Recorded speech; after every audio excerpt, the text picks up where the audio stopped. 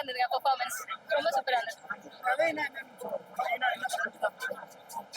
கதை வந்து like connect பண்ண முடியுது. இப்போ இருக்கிற உலகத்துல வந்து ரொம்ப ஹைஃபையா நம்ம பீஸா பர்கர் அந்த மாதிரி நிறைய எக்ஸ்பீரியன்ஸ் கொடுக்கணும்னு நினைக்கிறோம். பட் அவங்களுக்கு சின்ன இந்த ஒரு குளத்துல இருந்து ஒரு டீ கடையில இருந்து கொடுக்குற எக்ஸ்பீரியன்ஸ் நம்ம கொடுக்கணும் அப்படின்னு தெரிஞ்சுக்கலாம்.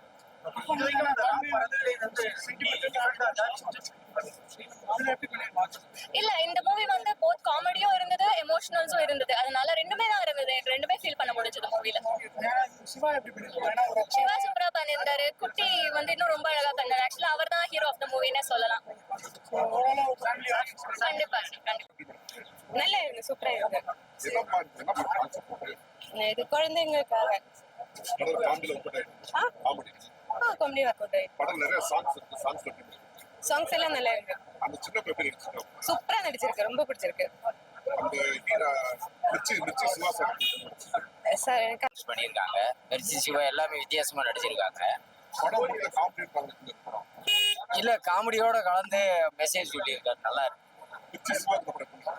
கண்டிப்பா ஒரு மாற்றம், நல்ல சினிமாவா நடிக்கணும்னு அவர் விருப்பப்படுறது மாதிரி இருக்கும். கண்டிப்பா இல்ல ராம் சார் படம் மாதிரியே இருக்கு. எப்பயும் போல வழக்கமா ஒரு மெசேஜ் கொடுக்குறாருல, அதே அதுல பண்ணியிருக்கு. அந்த பையன் எல்லாமே எல்லா கேரக்டருமே நல்லா இருக்கு.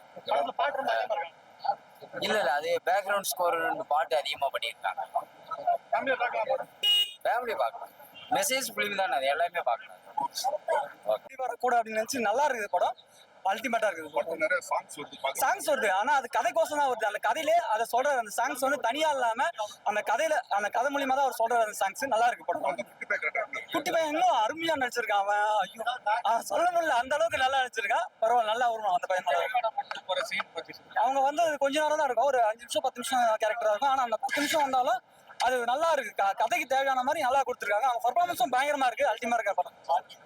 Okay bro, thank you. இருந்துச்சு இது வரைக்கும் பண்ண ஜானர் இல்லாம அது கொஞ்சம் ஃபீல் டச் பண்ற மாதிரி இருக்கும். இதுவும் அந்த மாதிரி தான் இருக்கு, ஃபீல் குட்டா. பட் ரொம்ப ஹாப்பியா ஜாலியா சிரிச்சுக்கிட்டே பார்க்கலாம் அப்படின்ற மாதிரி இருந்துச்சு.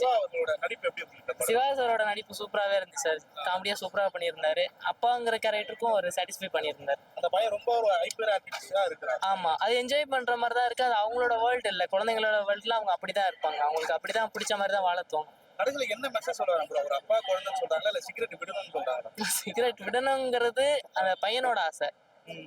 ஆனா என்னன்னா பசங்களை வீட்லயே வச்சிருக்கிறாங்கல்ல, சம்டைம்ஸ் எல்லாம் நிறைய டைம் வச்சிருக்கிறாங்க. அது இல்லாம வெளியும் கூட்டிட்டு போய் அவங்களுக்கு பிடிச்சதெல்லாம் பண்ணலாம். அவங்களை குழந்தைங்கள மாதிரியே நம்மளும் வாழலாம். இல்ல அவங்க ஒரு சீன் தான் வந்திருந்தாங்க, ஆனா நல்லா இருந்துச்சு. இடையில அவங்க ஒரு கேரக்டர் நல்லா இருந்துச்சு. ஆமா ஆமா ஆமா சூப்பராவே இருந்துச்சு. சப்ஜெக்ட் வந்து ஆக்சுவலா ஃபேமிலி சப்ஜெக்ட் தான் இது. ஆக்சுவலா தனியா வந்து பார்த்தேன், ஃபேமிலியோட வந்து பார்க்கணும்னு தோணுது. இன்கேஸ் யாராவது ஃபேமிலியோட வந்து பார்த்துருந்தாங்கன்னா மறுபடியும் தனியா வந்து பார்க்கவும் தோணும். அந்த மாதிரி நல்ல ஒரு எமோஷனல் சப்ஜெக்ட்.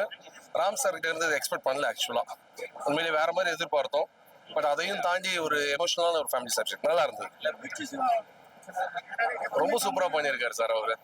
உண்மையிலேயே படத்தை நகர்த்தினதே அவர் தான்.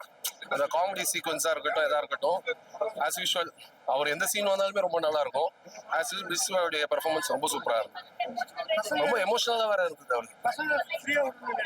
சார் புரியல. 100% அதாவது காமிச்சிருக்காரு இதுல. நல்லா இருந்தது ஆக்சுவலா.